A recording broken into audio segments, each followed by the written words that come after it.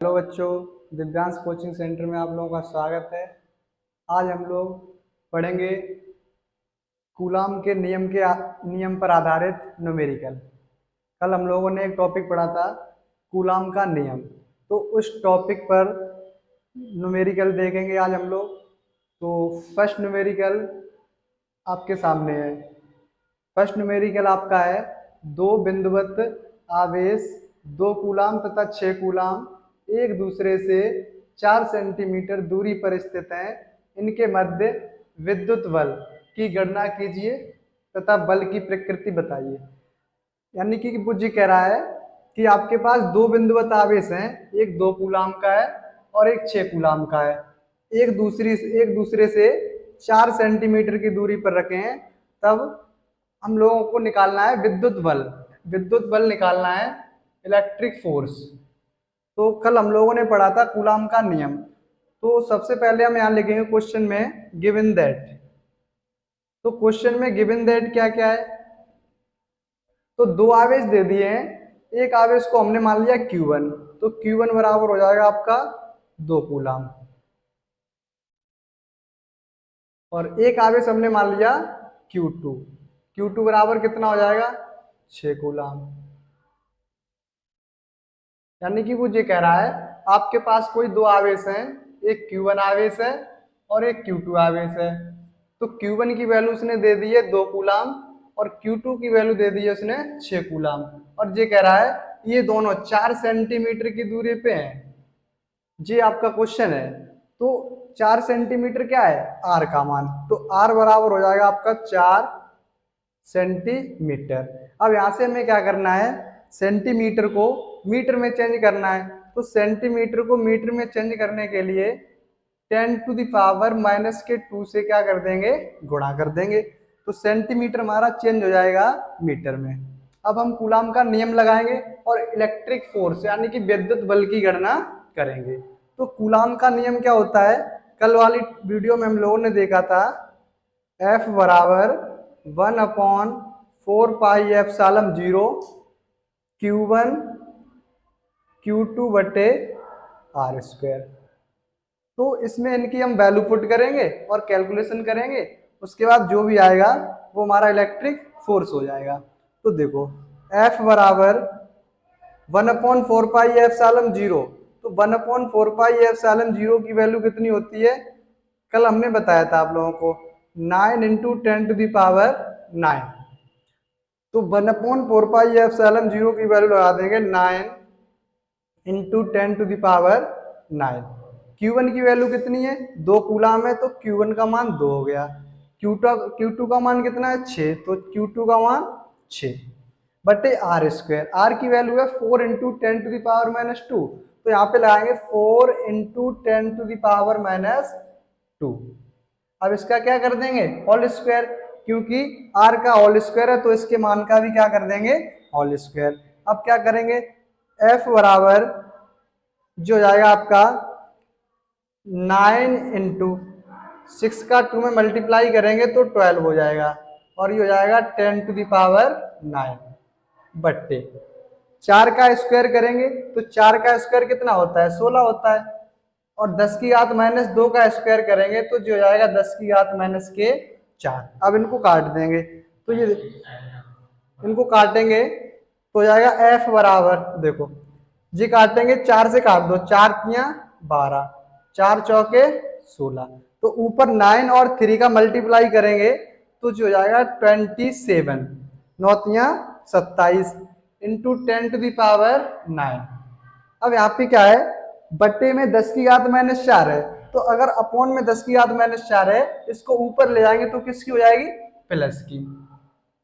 एक बात ध्यान रखनी है, अगर नीचे घात माइनस की है तो ऊपर जाएगी तो प्लस की हो जाएगी, अगर प्लस की है तो ऊपर जाएगी माइनस की हो जाएगी। तो बट्टे, अब बट्टे में कितना आपका बचा 4, तो ये हो जाएगा आपका F बराबर 27 × 9 4। गुणा में घातें क्या होती हैं, जुड़ जाती हैं, बेस इनके कैसे हैं समान है, तो गुणा में घातें जुड़ जाएंगे। तो जहां हो जाएगा 13 और बट्टे 4, तो 4 का भाग लगाएंगे 27 में, तो F बराबर कितना हो जाएगा, देखो 4 का भाग 27 में लगाएंगे, कितनी बार जाएगा, लगा लो, 4 का भाग लगाएंगे 27 में, 6 बार जाएगा। यहाँ 24 बचेंगे, 3 बचेंगे, पॉइंट लगाएंगे, 0 बढ़ाएंगे, फिर जाएगा आपका 7 बार। तो यहाँ बचेगा आपका 7, 28, 2, फिर कितनी बार जाएगा, पॉइंट लगाए, 0 बढ़ाएंगे, 5 बार जाएगा। तो जो आपका आ जाएगा 6.75 इंटू 10⁻13। अब बल का मात्रक, तो बल का मात्रक क्या होता है, न्यूटन। जो फोर्स का मात्रक होता है वो होता है न्यूटन। तो यहाँ पे आपका हो जाएगा न्यूटन। तो इतना इलेक्ट्रिक फोर्स लगेगा, ये आपका हो गया आंसर।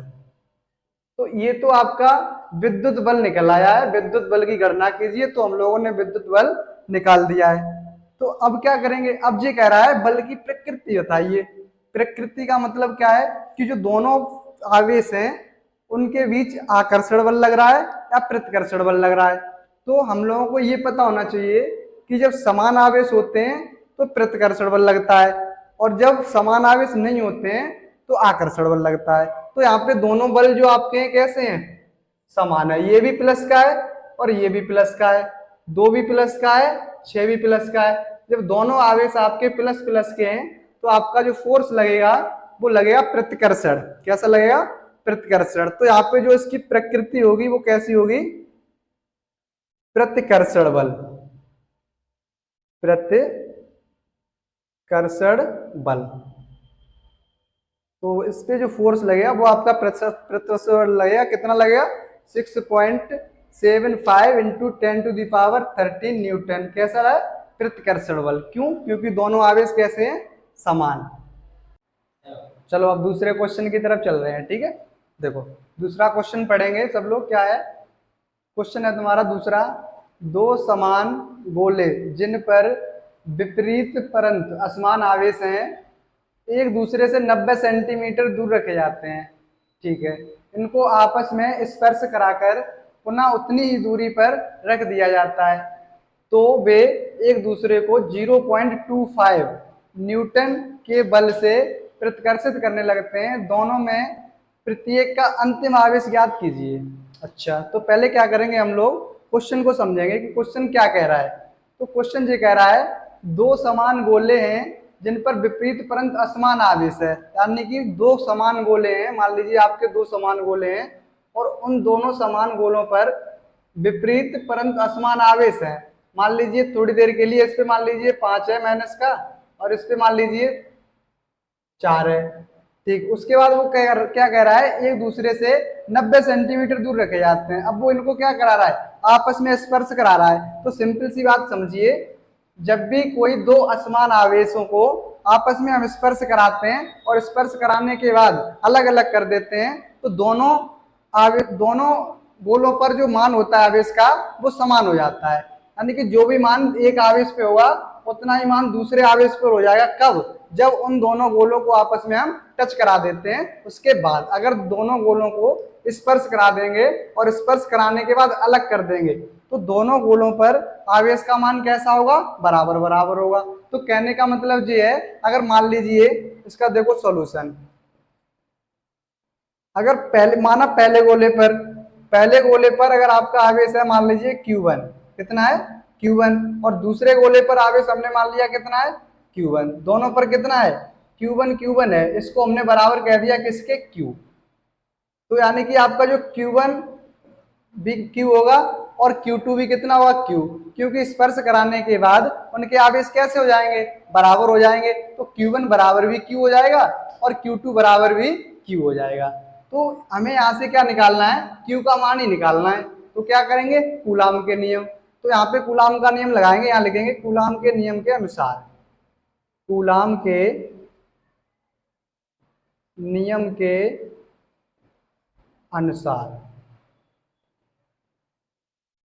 तो कूलाम का नियम तो हमें पता है क्या होता है, F बराबर 1/4πε0 Q1 Q2 और बट्टे R स्क्वायर।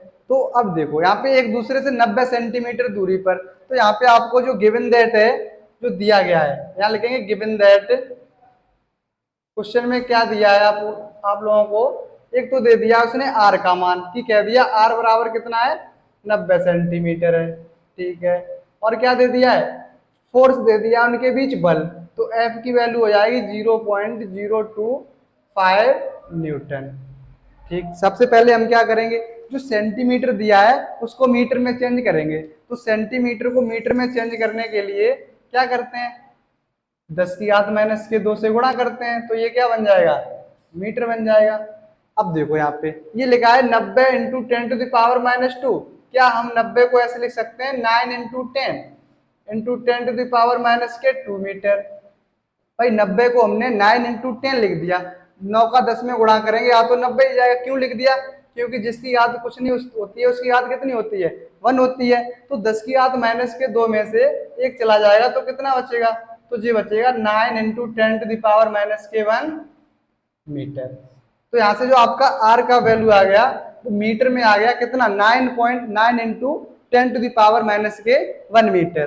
तो अब ये सारी वैल्यू हम यहाँ पे पुट करेंगे और क्यू का मान निकालेंगे। तो देखो इधर, अब यहाँ पे देखो एफ बराबर कितना हो जाएगा 1/4πε0। Q1 की वैल्यू भी Q है और Q2 की वैल्यू भी Q है, तो यहाँ भी Q लगाएंगे यहाँ भी Q लगाएंगे, तो जो जाएगा आपका Q इंटू Q और बटे आर स्क्वायर। तो जाएगा आपका F बराबर 1/4πε0। जिसकी घात कुछ नहीं उसकी घात 1, इसकी घात भी 1। गुणा में घातें क्या होती हैं, जुड़ जाती हैं, बेस समान होने पर गुणा में घातें जुड़ जाती हैं, एक एक कितनी हो जाएंगी 2। तो यहाँ से हमें Q मिल गया। अब इसी Q की वैल्यू को हमें फाइंड आउट करना है इन वैल्यू की मदद से। तो यहाँ से सबसे पहले हम क्या करेंगे, Q का मान निकाल लेंगे। तो Q का मान कैसे निकालेंगे, देखो जिसके नीचे कुछ नहीं होता उसके नीचे हम कितना मान लेते हैं, 1 मान लेते हैं। अब इसका इसमें मल्टीप्लाई करेंगे और इसका इसमें मल्टीप्लाई करेंगे, तो Q स्क्वायर बराबर आ जाएगा आप लोगों का, यहां से देखो Q स्क्वायर बराबर आ जाएगा, इसका ऐसे मल्टीप्लाई कर दो, Q स्क्वायर बराबर F 4πε0 R square. Q square यहाँ जाएगा, इसका इसमें गुणा हो जाएगा। तो अब यहां से क्या हो जाएगा, देखो Q स्क्वायर बराबर, अब यहाँ 4πε0, अब हमें पता है कि 1/4πε0 का मान होता है 9 इंटू 10⁻9।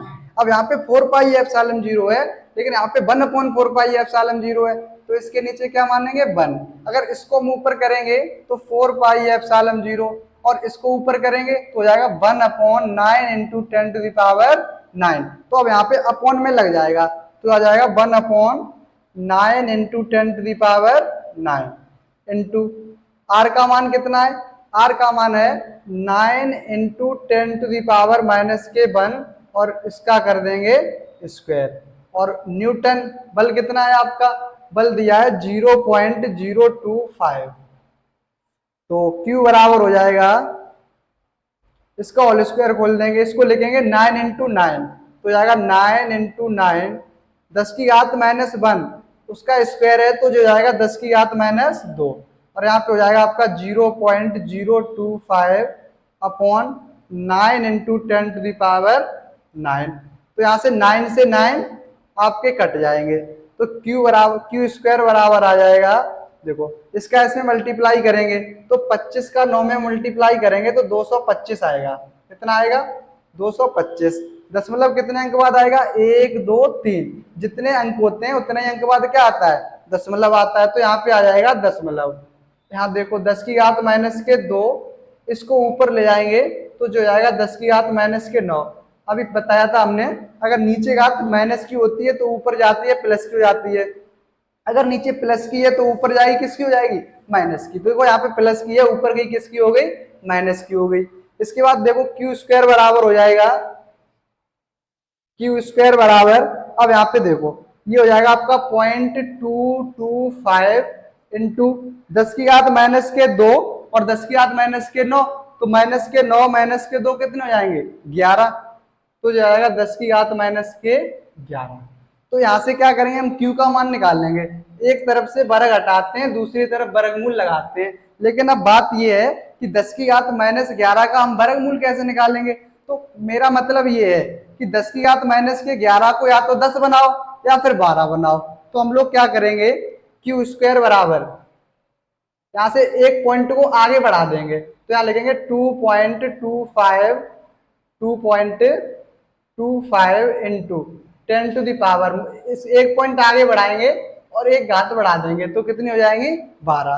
तो यहाँ से हम अगर वर्ग हटाएंगे तो इस पे क्या लगा देंगे, वर्गमूल। तो यहाँ वर्गमूल लगाएंगे जो जाएगा 2.25 इंटू 10 to the पावर-12। अब बात ये है कि जो 2.25 है इसका वर्गमूल कितना होगा, तो 225, 15 का वर्ग कितना होता है 225, पॉइंट लगा दो। 1.5 का वर्ग करेंगे तब भी 225 आएगा, कितने अंक बाद दशमलव आएगा 2 अंक बाद। तो इसका मतलब ये है कि ये जो 2.25 लिखा है ये 1.5 का स्क्वायर है, तो इसका स्क्वायर रूट कितना हो जाएगा 1.5। तो ये आ जाएगा आपका 1.5 10 की घात माइनस के 12। अब 10 की घात माइनस के 12 का 10 की घात माइनस के 6, 10 की घात माइनस के 6,